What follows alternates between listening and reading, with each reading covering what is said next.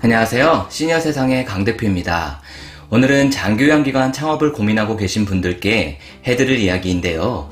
항상 모든 영상에서 정확한 수치와 정보를 전달해 드리고자 노력하지만 오늘은 그냥 편안하게 제가 장교양 사업을 하면서 느낀 장점을 위주로 말씀드려 볼까 합니다.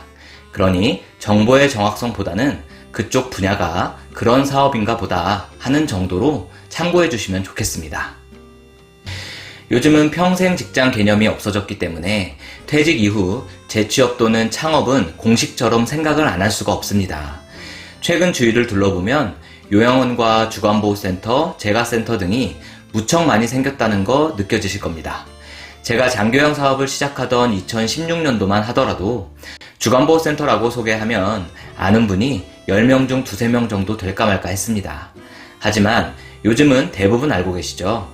그만큼 최근 몇 년 사이 장교양 사업은 폭발적으로 늘어났습니다.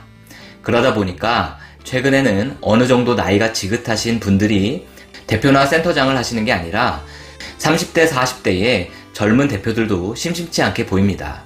그래서 핫하다면 핫한 장교양 창업을 고민하시는 분들을 위해 일반 사업과 비교해 장교양 사업의 장점을 말씀드려 보겠습니다. 구독과 좋아요는 영상 제작에 큰 힘이 됩니다. 부탁드릴게요. 첫 번째는 바로 노인 인구는 계속적으로 늘어난다는 것입니다. 언제까지일까요? 통계청의 장래 인구 추계에 따르면 바로 내후년인 2024년이 되면 65세 이상의 고령 인구가 1000만 명을 넘어간다고 합니다. 5명 중 1명은 이제 노인 인구가 된다는 말인데요. 즉, 현재 2022년도는 폭발적인 초고령화 시대의 시작점에 있다고 보면 되겠습니다. 또한 앞으로 25년 정도는 노인 인구 비율이 줄어들지 않는 나라가 바로 대한민국이라고 할 수 있겠습니다. 이런 이유로 많은 분들이 예측할 수 있듯이 장교양 기관을 이용하고자 하는 수요가 많고 향후 25년 정도까지 늘어날 예정이기 때문에 지금도 계속 기관들이 여기저기 설립이 되고 있는 상황입니다. 공급보다 수요가 많다는 건 사업을 선택하는 데 있어서 가장 중요한 부분이 아닐까 싶습니다. 두 번째는 바로 세금 이야기입니다. 일반 회사를 운영하시거나 자영업을 하시는 분들이 항상 두려워하는 것이 바로 세금입니다. 대표적으로 종합소득세나 부가세 등이 있는데요. 우선 결론부터 이야기하자면 현재 장교양 기관은 비영리 사업으로 소득세가 면제가 되고 있습니다. 그래서 사업자 등록증이 아닌 고유번호증으로 발급이 되는데요. 우선 소득세가 면제가 된다는 부분에서 최근에 정부들이 거두어들이고 있는 소득세율을 생각할 때 장교양 사업은 바로 이 비과세가 장점이라고 생각이 됩니다. 하지만 장교양 기관의 세금에 대한 이야기는 사실 좀 복잡한 스토리가 존재합니다. 간단히 이야기하고 넘어가자면 장교양 제도 초기에는 사업자 등록증을 발부받고 영리사업으로 수익에 대한 세금을 정부에 납부하면서 사업자가 수익을 가져갈 수 있는 일반적인 시장체제로 운영이 되었었습니다. 나아가서 비영리 사회복지법인에게 적용되는 재무회계 규칙을 장교양 기관에 거의 강제로 적용을 시켰습니다. 10여 년 전에는 시설에 적용을 시켰고 이후 2018년도부터는 제가 장교양 기관에도 이 재무회계 규칙을 강제 적용시켜 버렸습니다. 여기서 자꾸 강제라고 이야기하는 것은 실제 현장에서는 이 재무회계 규칙 적용에 반대의 목소리가 아주 많았기 때문입니다.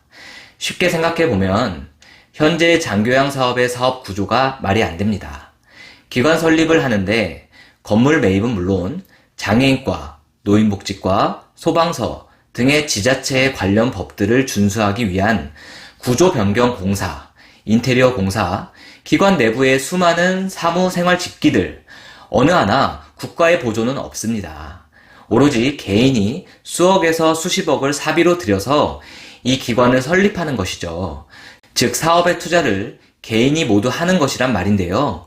그럼 당연히 투자에 대한 이윤이 발생하고 가져가야 하는데 비영리 기관으로 편입시켜서 사회복지사업상 재무회계 규칙을 적용시킴으로써 수익을 낼 수 없는 사업체가 되어버린 겁니다. 모든 자금을 개인이 투자해서 설립하고 운영하는데 수익을 가져갈 수가 없다? 말이 안 되겠죠. 그래서 2018년도에 제가 장기요양 기관에 재무회계 규칙을 적용시키면서 그 당시에 대표자가 수익을 합법적으로 가져갈 수 있도록 회계 계정을 하나 만들어줍니다. 바로 기타 전출금이라는 항목인데요. 쉽게 설명해서 인건비부터 각종 관리비, 공과금, 보험료 등등 운영에 필요한 모든 지출을 정해진 규칙에 맞게 지출을 하고 나서 남은 잉여금을 사업자, 즉 대표자가 가져갈 수 있도록 해두었습니다. 사실 이 기타 전출금이라는 명목은 우리나라 비영리 재무에게 어디에도 존재하지 않는 제도인데요. 결국 쉽게 말해 기관의 대표자들과 보건복지부가 어느 정도 중간선의 타협을 본 결과라고 할 수 있겠습니다. 현재의 이 제도 규칙들이 언제까지 지속이 될지 모르겠지만 현재까지는 이 기타 전출금이라는 수익은 분명 개인 사업 소득에 해당되지만 국세청에서는 이 소득에 대해 세금을 물리지 않고 있는 상황입니다. 앞으로 이 소득에 대해서도 세금을 부과할 수도 있습니다. 상황은 얼마든지 변할 수가 있겠습니다. 세금 이야기를 하다가 이렇게까지 길어졌는데요. 결론은 요즘과 같이 세금이 두려운 시대에는 어쨌든 비영리 사업이면서 사업소득을 가져갈 수도 있다는 점은 장교양 사업의 장점으로 볼 수가 있겠습니다. 다음은 마케팅인데요. 요즘 많은 기관들이 난립하면서 서로 경쟁하는 상황이 되어버린 것은 사실입니다. 하지만 기본적으로 장교양 기관은 건강보험공단에서 어느 정도 홍보를 해주고 있다고 보시면 됩니다.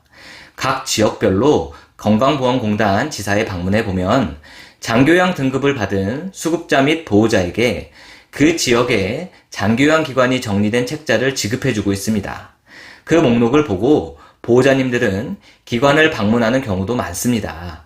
또한 장교양 등급을 각종 매체를 통해 알리게 되면서 내가 하지 않아도 이 제도를 모르는 분들에게 적극적인 홍보를 하고 있습니다. 그래서 제가 사업을 시작하기도 전 한 10여 년 전쯤에는 특별히 기관을 홍보하지도 않아도 등급을 취득한 분들이 알아서 찾아오고 입소하는 경우가 많았습니다. 물론 지금은 어느 정도 개별적인 마케팅을 하지 않으면 입소자를 모시는 것이 힘든 시기가 되었습니다. 참고하시고요. 네 번째로는 본 사업에 대해 현재는 모른다고 해도 결국 공부하고 노력하면 누구든지 장교양 사업을 운영할 수가 있습니다. 개인별 기존 이력이나 능력, 적성 등이 물론 다르겠지만 결국 뜻이 있으면 길이 있다고 이 장교양 사업은 건강보험공단에서 사업 운영에 필요한 모든 매뉴얼을 만들어서 적극 배포하고 있습니다. 또한 매년 법이 바뀌고 개정되기 때문에 그런 정보들도 바로바로 공지해주고 있습니다. 일반 사업의 세계는 아주 냉정한 시장이죠. 누가 매뉴얼을 제공해주지도 않고 그 사업을 내가 스스로 알아서 찾아서 공부하지 않으면 운영할 수가 없습니다. 일반적으로 그렇다는 말이죠.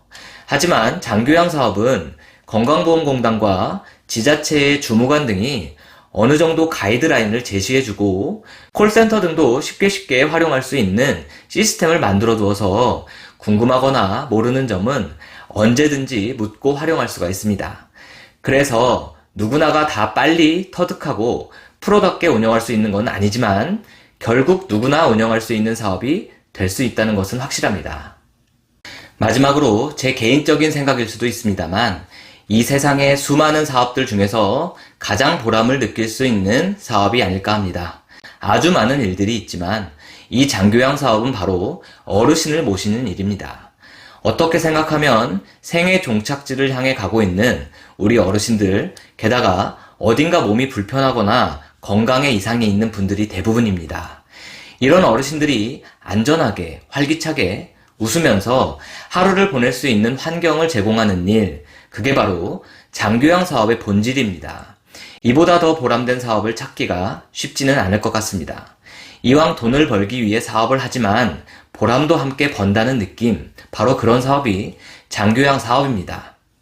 오늘은 개인적으로 일반 사업과 비교해서 장교양 사업의 장점이라고 생각되는 것들에 대해 생각나는 대로 편하게 이야기해 보았습니다. 이보다 더 많은 장점도 존재하는 일이지만 반면에 일반 사업에 비해 어렵고 단점이라고 생각되는 것들도 많습니다. 그래서 다음 영상에서는 장교양 사업의 단점이라고 생각되는 것들에 대해서 이야기해 볼까 합니다.